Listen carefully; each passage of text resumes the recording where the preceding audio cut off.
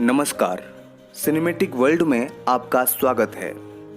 आज मैं आप लोगों को रविंद्रनाथ टैगोर जी द्वारा लिखित कहानी नई रोशनी के बारे में बताऊंगा। तो आइए शुरू करते हैं कहानी नई रोशनी। बाबू अनाथ बंधु बीए में पढ़ते थे, परंतु कई वर्षों से निरंतर फेल हो रहे थे। उनके संबंधियों का विचार था कि वो इस वर्ष अवश्य उत्तीर्ण हो जाएंगे, पर इस वर्ष उन्होंने परीक्षा देना ही उचित न समझा। इसी वर्ष बाबू अनाथ बंधु का विवाह हुआ था। भगवान की कृपा से वधू सुंदर सदचरित्र मिली थी। उसका नाम विंध्यवासिनी था, किंतु अनाथ बाबू को इस हिंदुस्तानी नाम से घृणा थी। पत्नी को भी वो विशेषताओं और सुंदरता में अपने योग्य न समझते थे, परंतु विंध्यवासिनी के हृदय में हर्ष की सीमा न थी। दूसरे पुरुषों की अपेक्षा वो अपने पति को सर्वोत्तम समझती थी। ऐसा मालूम होता था कि किसी धर्म में आस्था रखने वाले श्रद्धालु व्यक्ति की भांति वो अपने हृदय के सिंहासन पर स्वामी की मूर्ति सजाकर सर्वदा उसी की पूजा किया करती थी। इधर अनाथ बंधु की सुनिए, वो न जाने क्यों हर समय उससे रुष्ट रहते और तीखे कड़वे शब्दों से उसके प्रेम भरे मन को हर संभव ढंग पर जख्मी करते रहते। अपनी मित्र मंडली में भी वो उस बेचारी को घृणा के साथ स्मरण करते। जिन दिनों अनाथ बंधु कॉलेज में पढ़ते थे, उनका निवास ससुराल में ही था।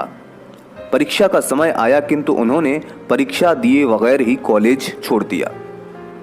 इस घटना पर अन्य व्यक्तियों की अपेक्षा विंध्यवासिनी को अधिक दुख हुआ।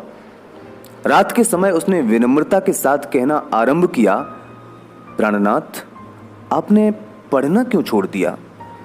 थोड़े दिनों का कष्ट सह लेना कोई कठिन बात तो न थी। पढ़ना लिखना कोई बुरी बात तो नहीं है।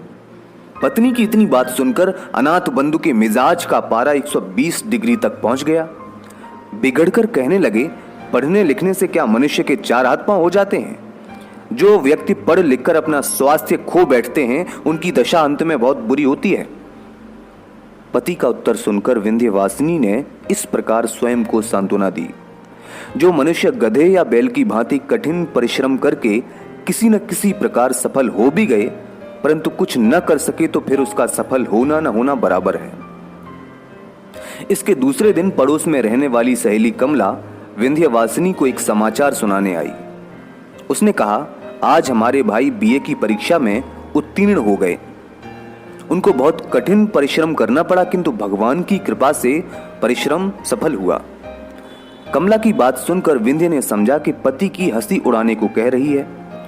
वो सहन कर गई और दबी आवाज से कहने लगी, बहन, मनुष्य के लिए बीए पास कर लेना कोई कठिन बात तो नहीं है, परंतु बीए पास कर लेने से क्या होता है?